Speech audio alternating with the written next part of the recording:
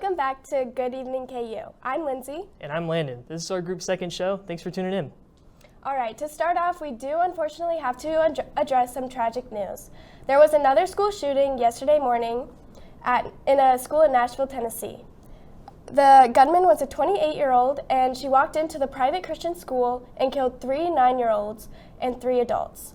The shooter had been to the school before, and the officials believe that it was targeted. This incident was the 19th shooting at a school or university so far this year.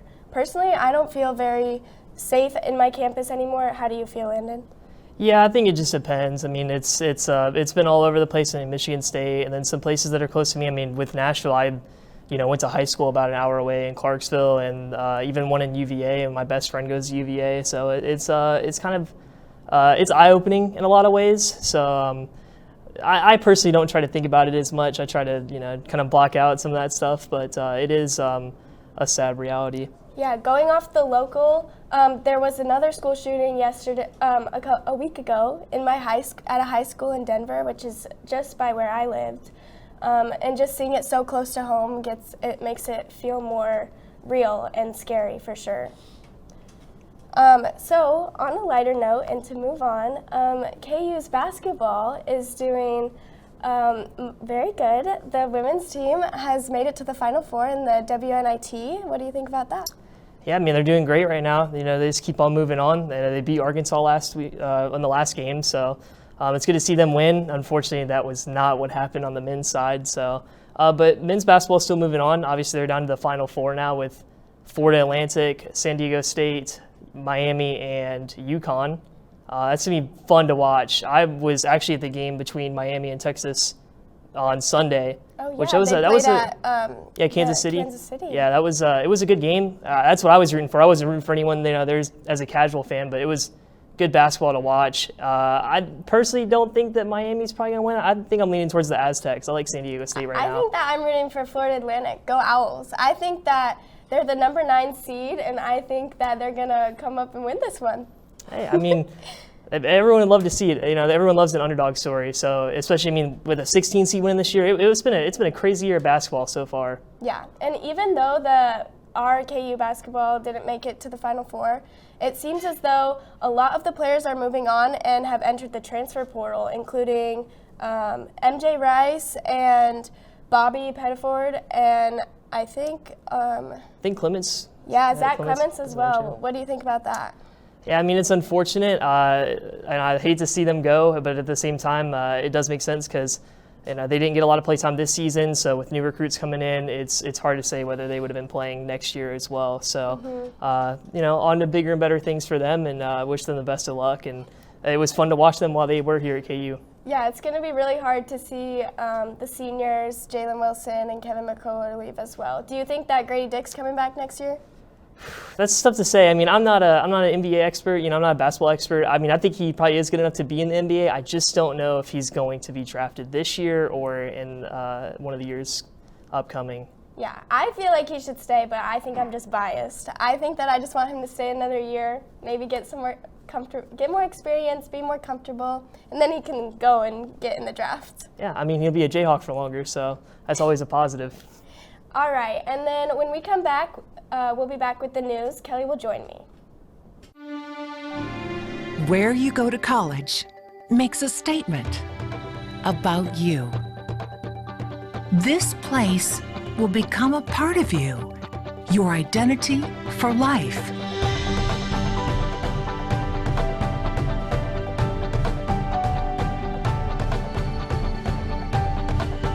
The University of Kansas, a great place to be you. Welcome back. I'm Kelly. And I'm Lindsay. This is your Tuesday Good Evening KU News Update. A 28-year-old woman shot and killed 6 people at a primary school yesterday in Nashville, Tennessee. 3 of the victims were children aged 9. Police officers shot and killed the shooter and later said the attack might have been motivated by an unspecific resentment. Nashville police said the shooter used 2 AR-style weapons as well as a handgun. Authority also named the shooter as Audrey Hale, a 28-year-old transgender woman who may have attended the school as a student.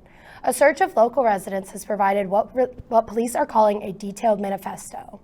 If you were under clear skies last night, you might have seen a rare planetary parade. The planets Mercury, Jupiter, Venus, Uranus, Mars, and even the moon aligned in an arc across the evening sky, with some visible to the naked eye. A Florida school board forced a principal to resign after a parental complaint about a 6th grade art class that was studying Michelangelo's statue of David. The statue has long been considered a masterpiece of the Italian Renaissance and has been displayed in Florence since 1873. 3 parents complained about the lesson, saying they hadn't been warned ahead of time that the statue was pornographic. New statistics from the Lawrence Douglas County Health Department show that the percentage of deaths from COVID-19 was lower than the rest of the state and the U.S. in general. According to the study, COVID-19 was the 3rd leading cause of death in 2020, behind heart disease and cancer. But in Douglas County, it accounted for only 6% of deaths, while the rest of the state and country had a rate of 10%. A new Lawrence bakery will be offering bundt cakes as its specialty. Nothing Bundt Cake will soon open at 25th and Iowa next to the First Watch Breakfast restaurant. The chain has successful stores in Johnson County and Topeka. And that's it for today's news update. For sports, we'll toss it over to Vince and Caden. Thanks, Lindsay. Basketball season isn't quite over for Kansas. The women's team advanced to the WNIT Final Four with a 78-64 victory over Arkansas on Sunday afternoon in Allen Fieldhouse. Senior Holly Kurzgeter scored 25 points and Tiana Jackson had a double-double to lead the Jayhawks, who are now 23-12 on the season. Next up for KU is the University of Washington, who defeated Oregon. The WNIT is played at home sites, and Kansas will host its 4th straight game in the tournament. Tip-off is scheduled for 6:30 p.m. in Allen Fieldhouse, with the winner to advance to the championship game against the winner of the Bowling Green Columbia game. The softball team is in action tonight as the Jayhawks are in Kansas City to take on the Roos. KU is 17-12 overall, with freshman Ainsley Linduff leading the way with a .333 batting average. Junior Casey Hamilton leads the pitching staff with 6 wins and 58 strikeouts. The baseball team fell to 8-14 overall with 3 losses to TCU to open conference play. The Jayhawks got off to a good start in the series on Friday in Fort Worth and were tied at 6-all going into the bottom of the 8th inning. However, the Horned Frogs scored twice to win 8-6 and then blasted KU on Saturday and Sunday, winning 18-5 and 14-0. The Jayhawks will host a single game against Creighton on Wednesday afternoon after welcoming Baylor for a weekend series. The golf team finished in 7th place in the Ping ASU Invitational in Phoenix this weekend. Sophomore Johanna Ebner led the comeback with a 4-under 68 on Sunday, while sophomore Lauren Clark was the top finisher for the Jayhawks, finishing 11th overall. KU will return to Arizona in 2 weeks for the Big 12 match play event. And finally, the tennis team bounced back after losses to Texas and Texas Tech. The Jayhawks beat TCU 4-1 in Fort Worth on Sunday to raise their record to 12-4 overall and 3-3 in the conference. KU will have this week off before hosting Tulsa next Tuesday. That's it for our KU Sports Update. After the break, Ashton will be here with the weather. Please keep watching.